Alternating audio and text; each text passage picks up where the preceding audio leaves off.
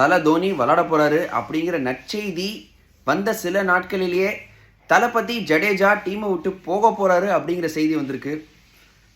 Legend of CSK 200 match, 2300க்கும் மேற்பட்ட run, 150க்கும் மேற்பட்ட wicket, 94 catch, 3 dimensional cricketer, வேற லெவலுங்க ஜடேஜா. ஆனால் அவர் இனிமேல் சிஎஸ்கேல இருக்க போகிறது இல்லை.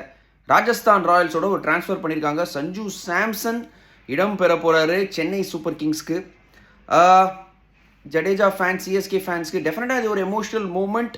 அன்டவுட்டட்லி சொல்லியே ஆனும், கொஞ்சம் வருத்தம் இருக்கும். ஆனால் கிரிக்கெட் அப்படின்னு நீங்கள் எடுத்தீங்கன்னா இது ஒரு நல்ல டெசிஷன் தான் அப்படின்னு நான் சொல்லுவேன்.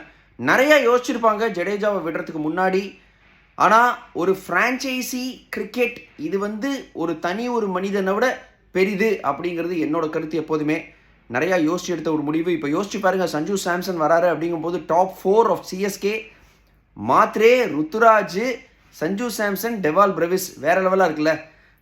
டெஃபினட்டாக தேவைங்க. 10வது பொசிஷனில் முடிச்சிருக்காங்க சென்னை சூப்பர் கிங்ஸ். ஏதாவது பெரிய முடிவுகள் எடுக்க வேண்டிய கட்டாயத்தில் இருந்தாங்க. டைம் டு மூவ் ஆன் அப்படிங்கிற முடிவு எடுத்திருக்காங்க. டாப் ஆர்டர் பேட்ஸ்மேன், ஒரு விக்கெட் கீப்பர், ப்ராபப்ளி ஒரு ஃபியூச்சர் கேப்டன், இது எல்லாமே கிடைக்கிறாரு சஞ்சு சாம்சனுக்கு. ஜடேஜாக்கும் ப்ராபப்ளி ராஜஸ்தான் ராயல்ஸில் ஒரு ஃபினிஷிங் ரோல், ஆல்ரவுண்டர் நல்ல இது கிடைக்கும்னு நினைக்கிறேன். ஸோ ஓவரால் குட்டி கழிச்சு பார்த்தா ரொம்ப நல்ல ட்ரேட் அப்படின்னு தான் நான் சொல்லுவேன்.